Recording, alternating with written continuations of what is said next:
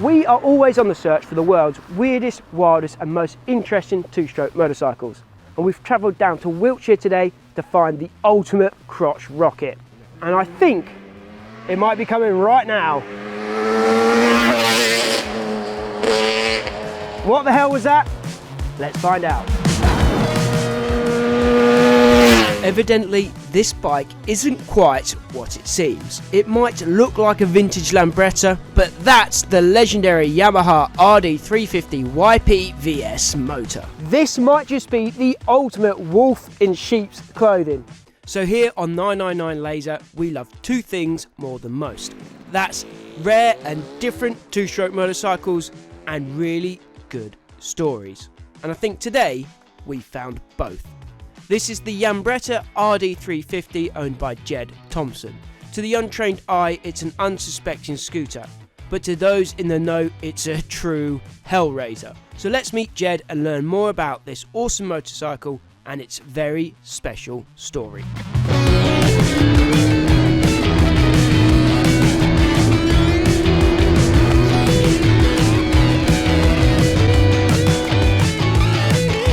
Okay, so here we are with Jed Thomson, the proud owner of this beautiful, ridiculous, very special Yambretta RD350. That's what we call it, right? Yeah. Obviously, our channel is a dirt bike focused channel, but we love anything two-stroke, and we saw this on Facebook, and we just had to come and meet Jed, see the bike in person. But there is a bit of a motocross link there, right, Jed? You rode motocross when you were a kid? Yeah, I had an RM250, the very first one with the disc brake on the front. That's back in '86, maybe. So me and my brother, we used to race. He had a KX125, I also had an RM125. And then we moved on to YZs, and then we obviously couldn't afford to do anymore, so we both left school, got jobs, and that was it really. So motocross ended there, but however we did have two-stroke bikes on the road. Talk about this, Jed. First off, before we go into the details of the bike, why did you build this bike? So unfortunately I lost my brother 3 years ago. And that's Jamie? Yeah, Jamie, yeah. So he left me a bit of money, and I thought instead of sort of wasting it, let's build something in memory of him to keep him going really. So, and this is it, it's called the Envious Git, because he was a Git.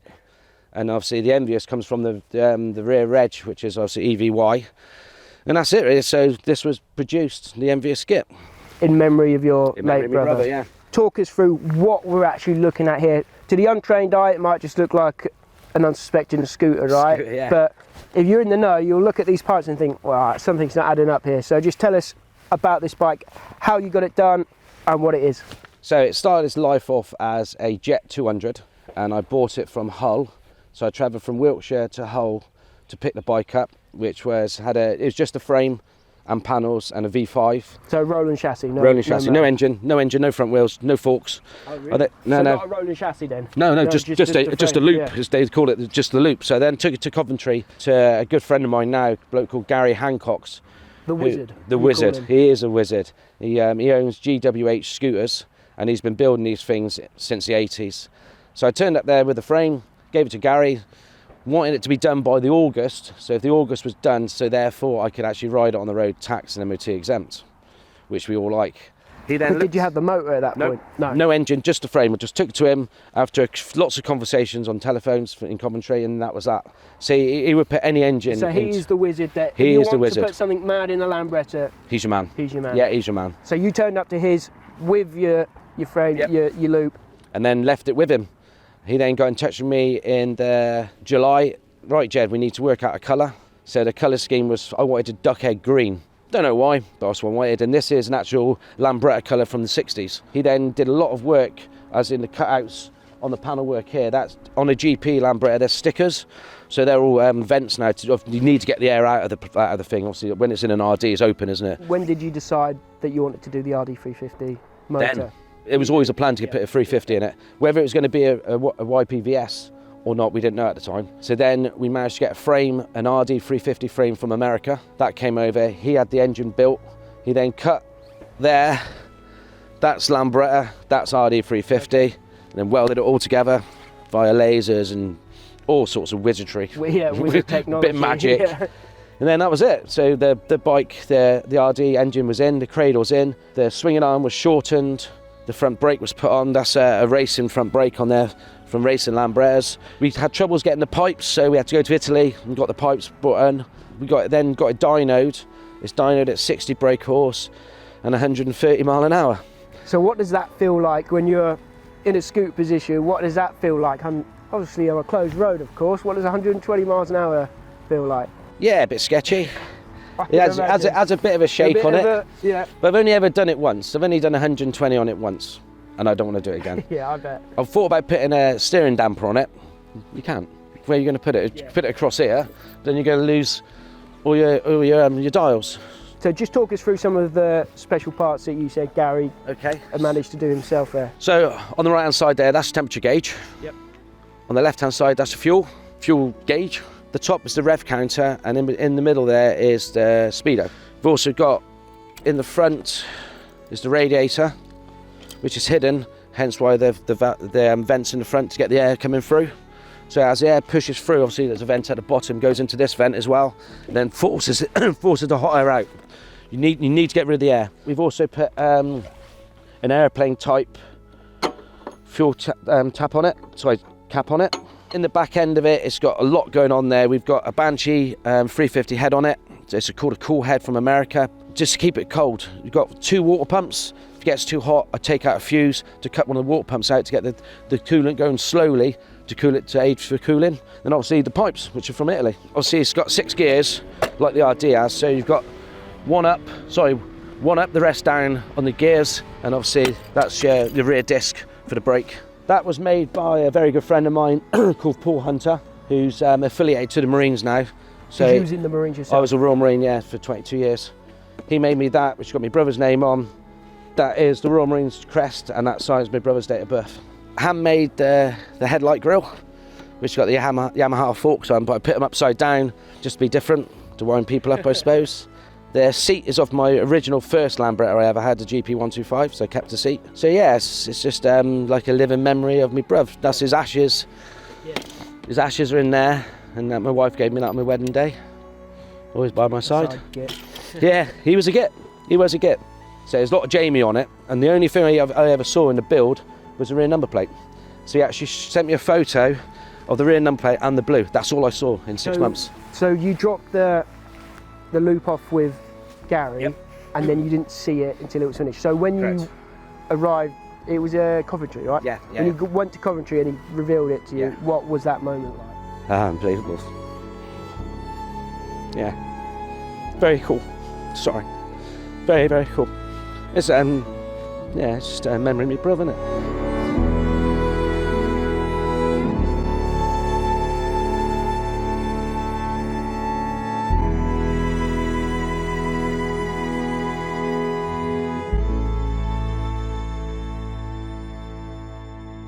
When you're riding it out in the streets in the wild here in Wiltshire, does it annoy people? Does it put smiles on people's faces when you up to the lights and you look over at old matey boy there on his Ninja or something, and he looks at you like, yeah, I'll smoke you, mate, and then you're off the line and it's like... They love it. People, it's a proper wolf. So it's elite Harleys. Harleys are nothing to that. Yeah. There's a bike meet, and I play with the Harley Davidsons a lot. I've also ridden with the Hells Angels. I've went past them, they've all stopped. I've been chasing you for 4 miles, mate, can't catch away. No, they can't. It turns heads. There's a place in Swindon called Motor Cave, which is owned by another Royal Marine. He loves it. I take it up there every now and again. They love it. It's just so different. So you take this to the scooter club, exit 17. So the scooter club is just a bunch of blokes. Yeah. There's no clubhouse, there's no funds, there's no fees. It's just a bunch of blokes who ride scooters. Like-minded.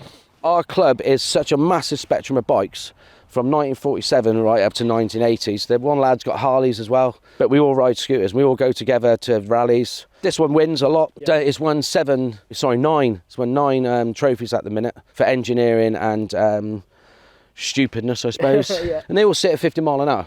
So the lads, we sit at 50 mile an hour. I sit at 50 on this until I find a bike going past, and I like to chase it, race them, as you do. But then they always catch me up because I'm filling up with fuel again. Yeah. It does drink fuel, especially when you hit the main jets. This is coming next in the video, but Dale was here on his 1964 Lambretta. That was just to show the difference between the wolf and a sheep, right? Yeah, exactly. That's awesome. An absolutely beautiful specimen, something different which we love. Let's go ride it, shall we? Yeah.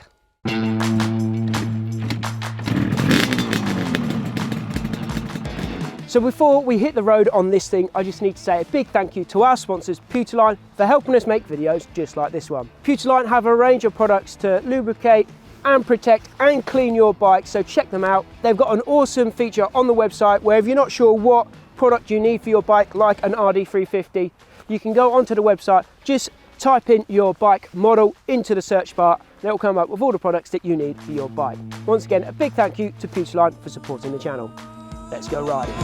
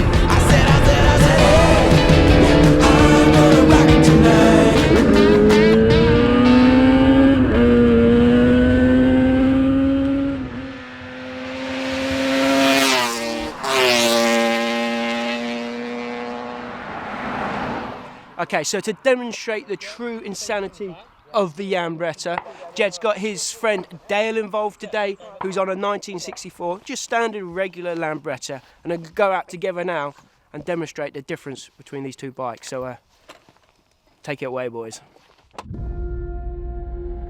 So here we have Dale on his 1964 Lambretta, just getting things up to speed. He'll be fully tapped any moment now.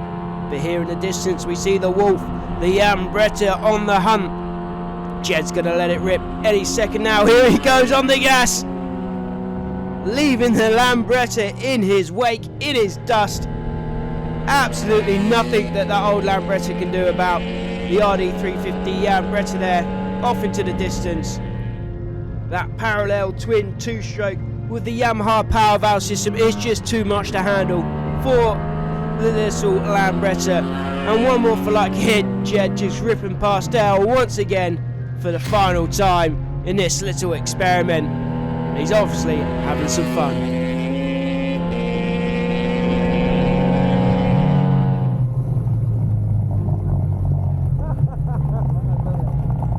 So that's the story of Jed's Yambretta RD350. And as you guys know, whether it's road or dirt, we just simply love two-stroke motorbikes. So if you've got something interesting that you think we should feature, drop me a message on Instagram at 1MinuteMoto. As always guys, my name's Max. This has been 999 Laser. I want to say a big thanks to Jed for letting us come and check out his pride and joy here. Until next time, I'll see you at the track.